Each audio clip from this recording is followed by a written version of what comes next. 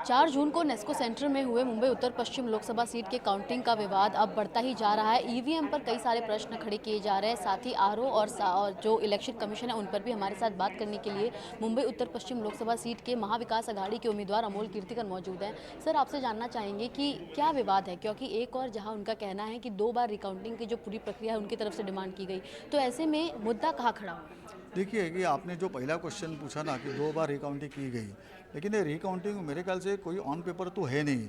वही तो हमारी मांग है कि आप हमें सब वीडियो फुटेज दीजिए। ये जो अलग अलग लोग अलग अलग तरीके से जो जो बातें बोल रहे हैं, हमको देखना है कि क्या क्या हो गया है और ये सब संशयास्पद है। इसके लिए हमारी मांग यही है कि हम कोर्ट में जाने वाले हैं और कोर्ट का दरवाज़ा खटखटाने वाले हैं। पंडिलकर जिन पर मोबाइल फ़ोन यूज़ करने का आरोप लगा है, कल आरओ वंदना सूर्यवंशी ने साफ तौर पर ये स्पष्ट कर दिया कि फ़ोन से ईवीएम को एक्सेस नहीं किया जा सकता, जो ओटीपी की आप लोग बात ला रहे हैं। तो ऐसे में यहाँ पर मामला कहाँ से, जबकि जब फ़ोन से इस्तेमाल किया ही नहीं जा सकता, तो फ़ोन का मुद्दा आ कहाँ से रहा है? और इसी के साथ सीसीटीवी फुटेजेस नहीं दिया जा सकता जब तक कोर्ट के द्वारा ऑर्डर नहीं आता, इसको लेकर भी बात स्पष्ट कर दी गई है। तो आगे का क्या प्रक्रिया रहेगा? देखिए कैसा है कि वो पंडिलकर का जो मामला है ना वो मैंने नहीं उठाया था। हमारे दो और एक इंडिपेंडेंट कैंडिडेट है मेरे ख्याल से, एक अरोरा एक शाह, उन्होंने मामला उठाया था और उन्होंने उनको रंगे हाथ पकड़ा था, ऐसा उनका कहना है। लेकिन अभी एक्चुअली वो कंप्लेंटेंट है, लेकिन अभी देखा गया तो उनको भी विटनेस बनाया गया है और जो व्यक्ति वो पकड़ने के टाइम पे हाजिर नहीं था वो किसी गवर्नमेंट के व्यक्ति को वहाँ पे कंप्लेंटेंट बनाया गया है। तो ये क्या मसला है, क्या मामला है, वो पहले देखना है। दूसरी बात ऐसी है कि अभी तक तो लोग बोलते थे कि ये फ़ोन उनका खुद का है। अभी बात सामने आ रही है कि उनका खुद का नहीं है, कोई गुरु करके आदमी का है। अभी वो गुरु करके आदमी का है, लेकिन उसके अंदर कोई ओटीपीज़ जनरेट हो गए। वो ओटीपीज़ किसके हैं, तो पहले मीडिया में बताया गया कि ओटीपीज़ ईवीएम से कनेक्टेड है। तो लेकिन अभी कुछ नई बात आ रही है कि ईवीएम से कनेक्टेड नहीं है, वो कोई एनकोर करके उनका एक सिस्टम है, जिस सिस्टम के माध्यम से वो सॉफ्टवेयर के माध्यम से वो अपलोड किया जाते हैं, सब वो मैन्युअली उसके अंदर डाले जाते हैं और वो अपलोड होते हैं। वो जो आंकड़े जो रहते हैं, किस राउंड में किसको कितने वोट मिले, फाइनल राउंड का कितना, 14 राउंड का कितना, 15 राउंड का कितना, ये है किसको कितने वोट मिले। लेकिन वो गवर्नमेंट का अधिकारी है। अभी उधर क्या दिखाया जाता है कि एनकोर का है। एनकोर एक सॉफ्टवेयर है, वो सॉफ्टवेयर हर राउंड के बाद वो उसके अंदर आंकड़े डालने के उनको ओपन किया जाता है, तभी वो ओटीपी आता है। ऐसा कल उन्होंने जो प्रेस कॉन्फ्रेंस की उसमें मैंने सुना है।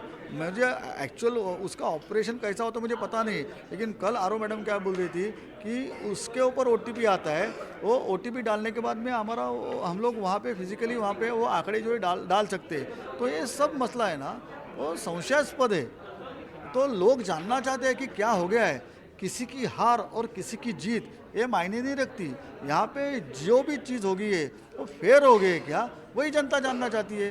कोई 48 से जीतेगा या कोई 48 से हारेगा, लेकिन वो गलत हो गया है सही हो गया है वो हर जनता को जानने का अधिकार है। इसके लिए तो लोग उसके ऊपर संशय ले रहे हैं। आज के प्रेस कॉन्फ्रेंस में आपने 2 मुद्दे पर बात की, एक और 17C2 फॉर्म की और दूसरी ओर कि आपने बताया कि 19वें राउंड से लेकर 26 राउंड इस पूरे प्रक्रिया में जो है कहीं ना कहीं गड़बड़ी हुई है।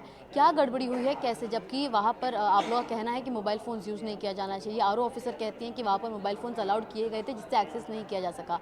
17C2 का क्या मसला आप लोगों का? देखिए कैसा है कि 17C2 पार्ट 2 जो होता है ना, वो काउंटिंग होने के बाद में वो जो फॉर्म रहता है वो फॉर्म वहाँ पे एआरओ टेबल पे जाता है और उस एआरओ टेबल पे फिजिकली वो डाटा जो है वो एनकोर के माध्यम से वो अपलोड किया जाता है। लेकिन उसकी एक कॉपी जो सही पीछे रहती है, सही किसकी रहती है, तो काउंटिंग एजेंट की रहती है। तो वो पेपर की कॉपी काउंटिंग एजेंट को मिलनी चाहिए, ऐसा मैंडेटरी है। लेकिन यहाँ पे सब जगह वो दिया गया नहीं है और हमारी यही तो मांग है कि आपने क्यों नहीं दिया गया। अगर आप देते थे तो 651 का हमारा जो डिफरेंस है उसका मसला ही नहीं आता था। ये पहली बात। दूसरी बात मेरे ख्याल से हमने जो दूसरी बात वहाँ पे आज प्रेस कॉन्फ्रेंस में निकली है कि आपने क्या बोला है कि वो जो फ़ोन है वो कहीं गुरव का है और उस फ़ोन के अंदर एनकोर का कोड आता है और एनकोर का कोड कभी कभी लेना चाहिए हर राउंड के बाद में। जब भी आप उसके अंदर कुछ आंकड़े अपलोड करते हैं तो उसके वो टाइम पे आपको वो कोड लेना जरूरी है। तो 2 बजे के बाद में अगर 2-2:30 बजे के बाद में अगर फ़ोन वो सेंटर से बाहर गया तो उसके बाद का कामकाज कैसे चला। तो कोई तो भी झूठ बोल रहा है। मुख्यमंत्री एकनाथ शिंदे ने कहा है कल कि जिन सीटों पर आप लोग ने जीत दर्ज की वहां पर आप लोगों को कोई आपत्ति नहीं है, लेकिन जहां पर आपकी हार हुई है वहां पर आप लोग विवाद खड़ा कर रहे हैं। इसको आखिर कैसे राजनीतिकरण इसमें करने की क्या जरूरत आपको? ये राजनीति नहीं है। देखो, मैं अकेला या मेरी पार्टी अकेली नहीं है। हमें इस कॉन्स्टिट्यूंसी में 4.5 लाख प्लस लोगों ने हमको वोट दिया है। तो अगर उनके मन में अगर शंका है तो उसके लिए हमको लड़ना पड़ेगा। उसमें राजनीति क्या बात आई? हम तो कोर्ट में जाने वाले हैं। कोर्ट जो आदेश देगी वो मानने वाले हैं। तो ये हमारा अधिकार है ना, या वो संवैधानिक अधिकार भी हमारा छीनना चाहते हैं। आखिरी सवाल ये कि अब आप लोग की आगे की प्रक्रिया क्या रहेगी, कोर्ट में कब तक जाने वाले हैं और कब इस मामले में आप लोग आगे क्या कार्रवाई करने? मेरे ख्याल से हमारा बहुत सा पेपर वर्क कंप्लीट हो चुका है। अगले 7-8 दिन में हम कोर्ट में जाने वाले हैं और हाई कोर्ट में हम लोग इलेक्शन पिटीशन करेंगे। तो बिल्कुल देखिए, आपने अमोल कीर्तिकर को सुना, जिन्होंने इस पूरे मामले को लेकर एक और इनकी पार्टी की और साथ ही इनकी क्या भूमिका है और कैसे इस मामले को अब आगे कोर्ट में ले जाकर आगे की जो प्रक्रिया है वो शुरू की जाएगी और साथ ही उन तमाम सीसीटीवी फुटेजेस को एक्सेस किया जा सके, इसको लेकर भी जो है एक याचिका दायर की जाने वाली है। कैमरा पर्सन प्रवीण रोहित के साथ सुजाता द्विवेदी, NDTV इंडिया के लिए।